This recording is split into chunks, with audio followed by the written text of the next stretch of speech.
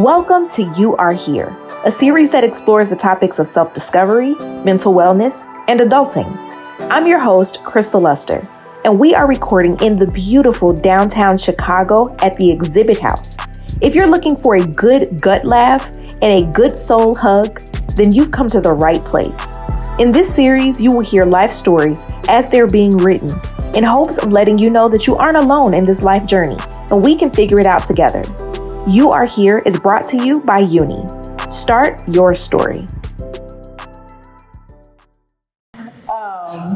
Greetings. I like that. I'm going back to the original. What's up, y'all? It's your host, Crystal Luster. Welcome to You Are Here, where we talk about all things life and just where we are, where we're trying to get to. You know what I mean? I have my amazing guest, Kenyel.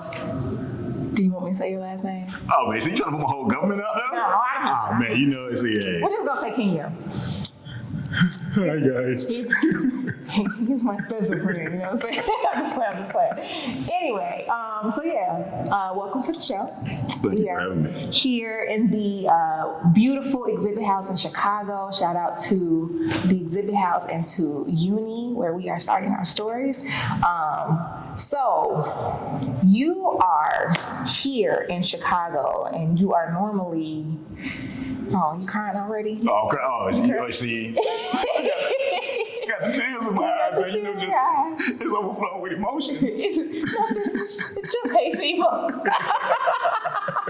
If y'all not like privy to TikTok trends and stuff, then that won't make a whole lot of sense, but it makes sense. So you are here in Chicago. Where are you normally? So I'm actually currently based in Bali. Bali? Yes, Bali, Indonesia. That is where I'm currently based. But where I will be is, well, who knows? So your life is basically a map where the red dot just keeps changing. Yeah, so I'm Yale on the go, right? The whole thought process behind that is simply, this entire planet is my home. Seriously, okay. I'm a global citizen. The entire planet is my home. If I only stay in one location, it's like never leaving my bathroom or never leaving my living room, things of that nature. Okay, now you say that. I have to stop you for a second. Where in the world is the bathroom? Because I have a guess. All right, now see, where in the world is the bathroom? Yeah. Wherever you decide to make it, because sometimes you just gotta go. But no. That's not where I was going. Trust me, I know. But no. So when you say where in the world is the bathroom? You know, I was making a slight joke, but you took the joke somewhere else. We go really back. I forgot who I was talking to. If we never leave the bathroom, you know, there are a few countries on this earth that are just like, we might be in that country right now, but we know this is cool. See, whatever. I didn't say that. I said might. Okay. Be. I don't know. But anyway, that's a nice concept. You know, if you stay in one place, it's like never leaving one room of the house. Okay, so global citizen. How did you arrive there? Truthfully, this just happened. Like, it just happened. So, for those who don't know me, which probably is everyone watching this right now, I joined the military when I was 17. In doing so, I was actually told I would go to Korea as my initial duty station. They messed up my contract. So I was born in 87. The fact that I went in literally 3 weeks after turning 17, they just assumed, 18. They put 86. My contract was set up for me to go to Korea. So my very first experience being able to be out in the world was supposed to be overseas somewhere. That's where the military was going to send me. That's what we're doing. Long story short, they realized contract's wrong. They had to cut up those orders. I ended up having to go. I was stationed in Georgia. And my military experience did not send me overseas to see the world. So now, as a civilian, I'm able to do it on my own. Okay, fun. So what's the best place you've been to so far? See, it's different for different reasons, right? I'm going to honestly have to say, though, for me, it's either between Rwanda and Kenya. Oh, I've never been to either because I am a boring homebody. Now, so we got to get you out here in these streets now. I mean, we got to get you out here globally. I've been to Dubai, but that was like 10, some years ago. Oh, yeah, see, I don't even know what that count. Is it on your current passport? That's the way we're going to do this. Do you have the stamp of anywhere on your current passport? Mexico. All right, then in that case, gotta go ahead and get you out here now, man. You got out Mexico, by the way. Shout out. I can't really speak Spanish and I will mess it up, but hey, all my former teammates down in Mexico. Grizzlies. I'm not gonna try. I was trying to learn Spanish for a while, but the only thing that I remember is "Yo soy una mujer" and "Donde están los baños?" So let me know where the women's bathroom is. She did better than me, and those who know me know. Now listen, this is just a joke in its own right, but I don't speak Spanish. I speak Spanglish. Spanglish. Right? So you know when people say please and thank you, right? Like, Oh God. I think there's a way that y'all said, and like I don't know. Anyway, if you say please, how do you say it in Spanish? Por favor. And if you say thank you? Gracias. Oh, okay, well, if that's the case. Grass ass into nachos. There we go. That's all I need. Now I'm hungry. You know what? That's a good point. They got a food court up in here too. Nachos sound really good. I've had nachos in years, probably. What can I say? Okay, let's get back because now I'm hungry and we're talking, and I'm stomach's gonna be growling. It's gonna be bad. Okay, so you're traveling and everything, and you're on the go. What about life in general? Like, where do you feel like you are? So you were in the military. You're a civilian now. You travel. What are you doing with life? Oddly enough, I feel like I'm at that midlife crisis, right? Midlife crisis. 36 years old, midlife crisis, yes. Okay. You will hear people try to tell you, well, 50 is the midlife point. That's when you're going to have a midlife crisis, right? Now, y'all can fact check me on this. I may be a little off with the numbers, but is the average age 100 years old? No. The average age is more in line with 72, 73 years old. That's a fair point. So technically, I'm at the halfway point of life expectancy.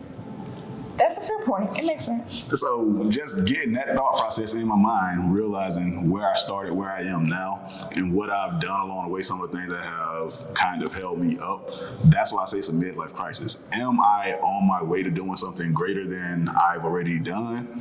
I would like to think so, but I'm also, admittedly, I'm stagnant. I can admit this to myself. Like, I'm in my chill mode right now, which Chill. I say this with a smile on my face and it's kind of laughter because I didn't think that I would be in a chill mode. Like I didn't have time to chill. I was always on the move trying to pursue something, and then life just occurred. And once that happens, sometimes you take a step back and you realize everything that I thought I wasn't necessarily what was meant for me. Run that back one more time. Everything that I thought I wanted wasn't necessarily meant for me. Okay. So stepping out of my own way, allowing life to life, because it's going to continue to do that. I got a chance to realize exactly where I am right now. This is that midway point. It's the crisis of, I know what I've done, I know what I'm doing, but I know where I want to be. And that's the only crisis there is. What's the crisis part about that? If you know. I don't control. See? Yeah. I know where I want to be. Yeah. I don't even control how I'm going to get there. Learn to relinquish it. Yeah, that's the rub, right? That's the part that I don't particularly like, because one thing about me, I want to know. I want to know all the answers. I want to know what time. I want to know what day. I want to know what color. I want to know the flavor. I want to know all of the things. Women. I want to know. I'm not mad about that. I can say that. I don't care if it's because I'm a woman, if it's because I'm just me, whatever. I want to know. So when I don't know, it frustrates me. I'm trying to sit in that because, like you said, life does life, and life don't tell you until you know. Like, you don't know until you know in life. But I don't like that. So I'm at constant war with myself, trying to be okay with not knowing. And I have like this mantra for my life is I may not know, but I know the knower. So from a faith aspect, like I know who knows, and that's all I need to know. You know, it's like I may not get this, but long as God knows what He doing, I'm gonna just have to chill with it. That's what gets me through the day. Otherwise, I'll be sitting up here like, well, how am I, and where am I, and when it's gone, and all of that. So that makes sense. I feel like that's a interesting perspective, though, to like the crisis is not knowing, but it's also the blessing of like accepting that you don't have to know. Exactly. You know, I get so once again because y'all don't know me, I don't understand why that's different for me. Why relationship control is a little different. All right, bet. I have to bring out a little speed real quick though, because the military was so long ago that so many things transpired between there and now. But that was the base platform, if you will, of hey, this is how my life is getting started. Since then, I've delved in a couple different things, but I made my way in this world in personal protection, and then once I got a chance to do law enforcement training itself. So there's already there's a certain level of control that's just naturally there. You know, having to control a crowd, control a situation, being able to just be in control of something, with my life being such that it is that I can get up and go pretty much any corner of the world. And it's like, okay, if I want to get up and leave, I'll leave. If I want to stay, I stay. There's so much freedom there, right? The fact that I have so much freedom in one area of life, I had to learn to relinquish control and then learn to take control in various ways. Just so, how would I put that? So I don't have too much of one thing in any particular area of my life. I find myself like going with the flow of things in that regard. I know it doesn't make sense, but it makes sense in my mind. I'm trying to follow. So basically, I think I've heard you say this before. It's like everything in moderation. Yes. So you gotta kind of. I can't have too much freedom. Right. Without having a lot of control.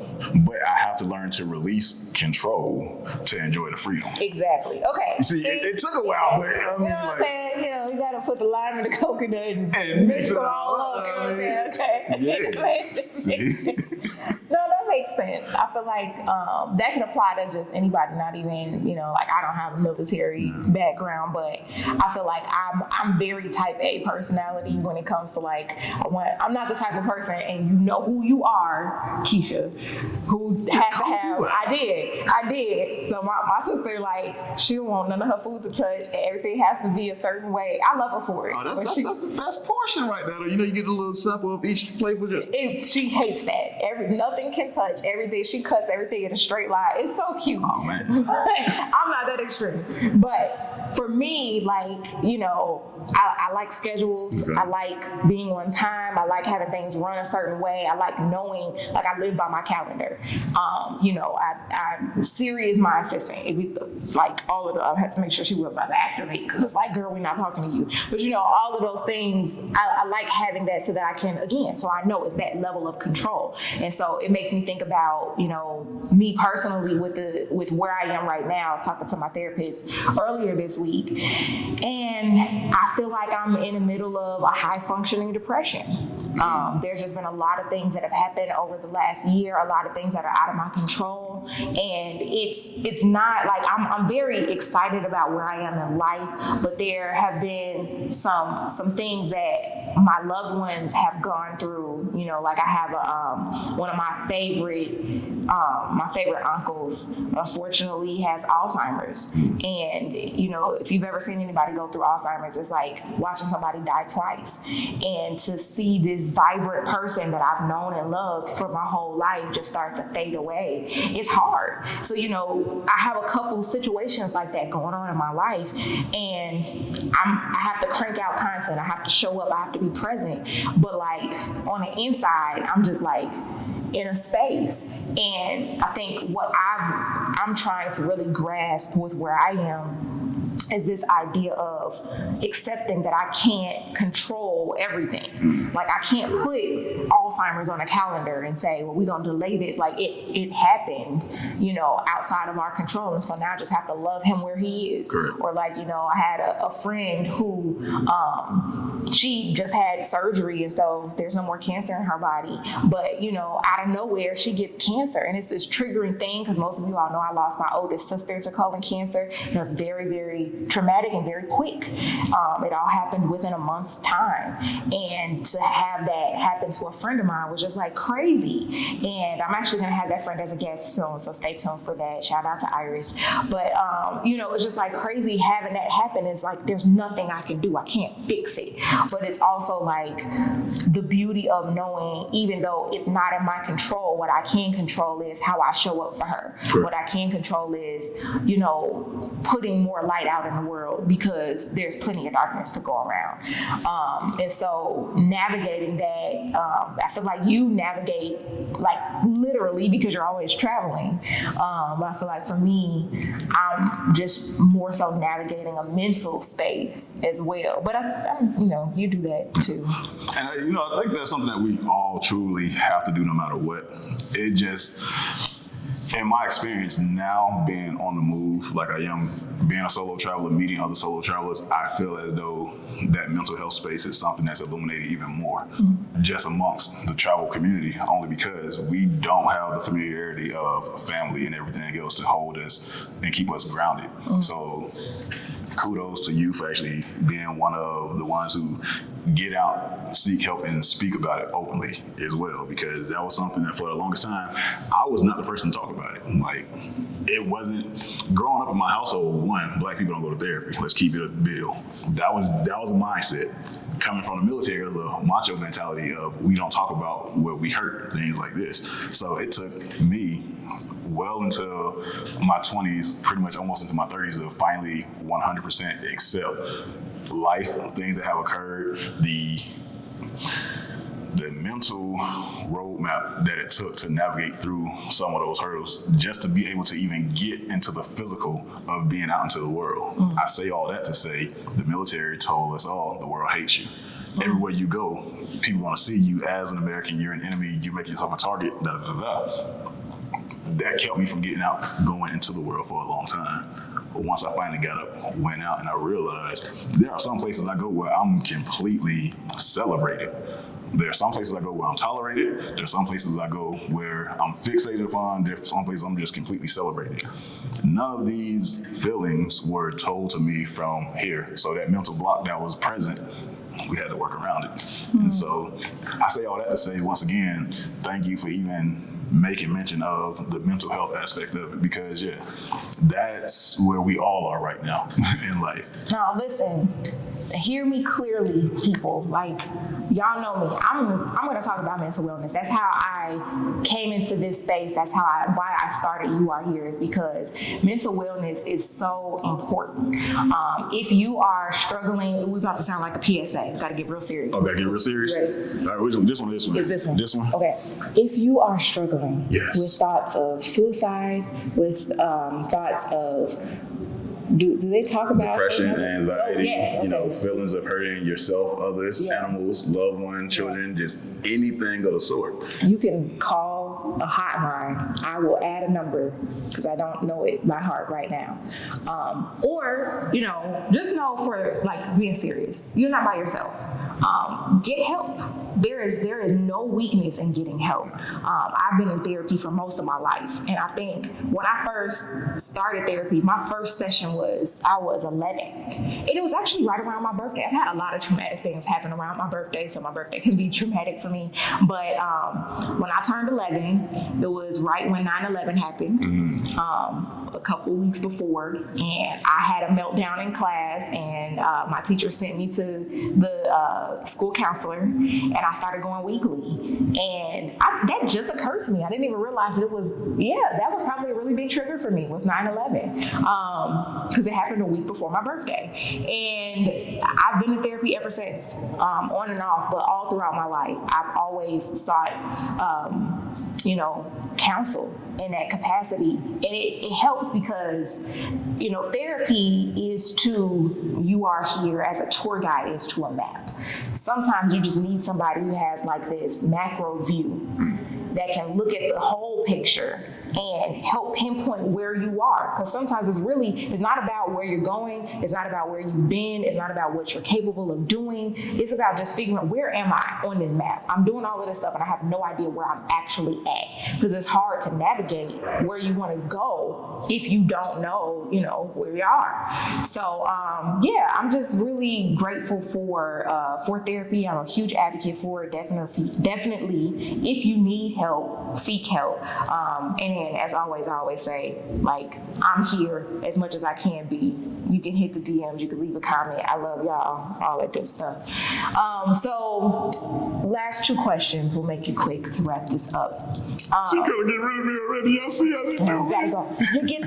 I don't have boots on yet. Let me tell you, fall season is coming.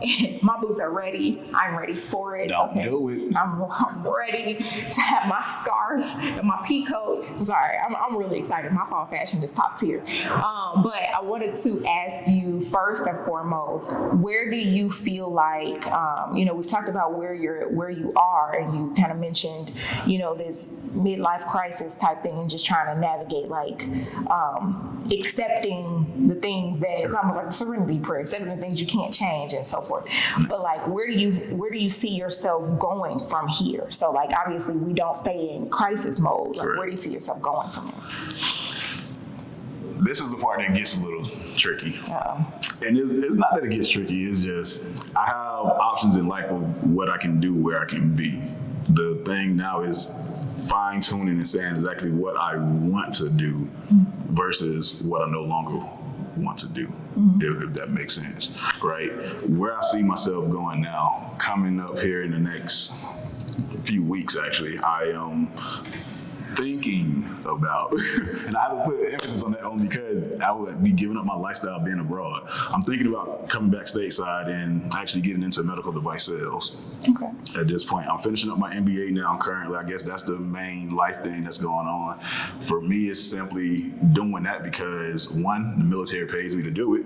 2, there are many of my ancestors who did not get an opportunity to do this before me. So even just thinking of my nieces and nephews who will eventually have to go to school and see, oh, uncle has a degree. All right, well, cool.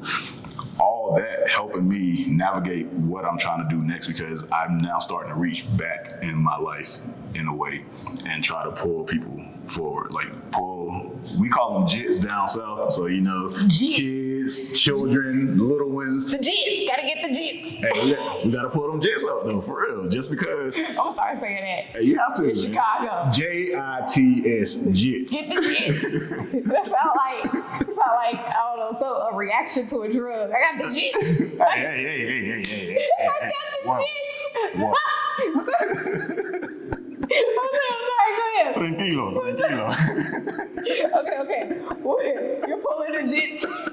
Okay, I'll be serious. Oh, nice. I can laugh through it though. We pulling the jits up, you feel me? It's simply like this. I'm to the point now where, like I say, I've been able to start a few things that I haven't naturally followed through with. But one of the things I knew was big for me was financial literacy for the youth. Me now being able to be in a position to where I can speak to my nieces and my nephews. And I say my nieces and nephews just to all the jits, period, because I'm 36 years old. I realize I'm an uncle. Like, in their terms, I'm an uncle. So being able to actually speak to the youth about financial literacy, some of the aspects and components of just getting to adulthood, if you will. If we're only speaking to college students or adults about it, we're already too late. If we're not actually being able to reach back and teach them while they're still young before they make the mistakes, I feel like that itself is the problem. So that is something, I guess that's where I find myself now, wanting or needing to focus more on that and actually fulfill the purpose that I feel like is on my life right now. Like, the calling on my life is to be able to help others in a capacity beyond being a bodyguard. Like, that was cool, but that wasn't everything. So now protecting the mental, protecting the financial, like, we just evolving. I'm here for it. I guess that's where I am. That's where you are? Listen, that's a good place to be. I'm real big on purpose. Everybody knows that. And if you don't know it, you know it now. But purpose is important. I think we had that conversation before. Just, you can find yourself in a place where you are complacent, where you're comfortable. And comfort is nice. It's comfortable. Like, it's supposed to be comfortable. But there's always like this little piece of something nagging at you that, a bit more. Just something more, because purpose is what drives us. Purpose is what gives us life. Like, if we aren't doing something to better the world around us, if we're not doing something to better those coming up behind us, what are we doing it for? I always say everything that I'm building, all the content that I put out, the books I've written, yes, I'm an author. The songs I've sang, yes, y'all know I sing that. Oh, look at you, fancy. All of the things that I've done, the degree, the whatever, it means nothing if it dies with me. If I can't lay it down and have like a roadmap of what my life looks like to share with my nieces and nephews and with my future children, then what am I doing it for? So that it gets buried and never to be seen again? Absolutely not. So hope you find your purpose. And, if you're having a bad day, I hope you have a good day, that it turns around, that you've been able to have some laughter here. Go find you a jit. Yeah, I mean. Go find you a jit. And then do something funny, because kids are hilarious. So the last question that I have for you. Okay, I got one more question. All right, hold on. She said it's going to be a good one. All right, hold on. I got to be prepared. You ready? Are you ready? All right. No, this is a question that my dad asked me, so I'm asking you. Your dad asked you, so you're going to ask me? All right, hold on. I got to get serious now. Okay. What's a blue ding dong? What's a blue ding dong? Yeah. Hey, man, look. Don't go there. It's wholesome. What's a blue ding dong? I don't even know what's a ding dong. Like, it's a blue ding dong. What's a blue ding dong? It's a blue ding dong. What's a blue ding dong? It's a blue ding dong. I'm telling you the answer. Okay, it's a blue ding dong. So what's a red ding dong? A red ding dong. No, they only make it in blue. My dad tells me How? He laughs so hard. Watching my dad laugh at that joke is funnier than the joke, because the joke sucks. Sorry, Daddy. But he laughs so hard, and he's so proud of himself. I was getting serious, like, yo, this is going to be a real profound answer right now. Like, let me get serious. Like, yeah. Hey, I should know better than that. I'm hardly serious. I'm very unserious. Very unserious. That's the problem with jits. I mean, you can't take jits serious. I got the jits, y'all. What I don't know. No, you don't. Well, then again, I guess technically you could get the jits, but you got to, like, go get the jits from school, right? Like, you got to pick the jits up. I would go down south just like to tell people, I'm going to get the jits. Hey. They're going to kick me out. Don't try to kick me out now. All right. Well, thank you again, Kenyel. My pleasure. Thank you for having me. I am excited about where you're going and what you're doing, and I hope you all enjoyed the conversation. Again, shout out to our sponsor, Uni. Start Your Story. Shout out to you. Shout out to the Exhibit House located in Waters Tower, Chicago. Come check out the space. It's amazing. And until next time, peace. Thank you so much for tuning in. Please don't forget to subscribe and connect so that we can keep doing life together. Have a good one.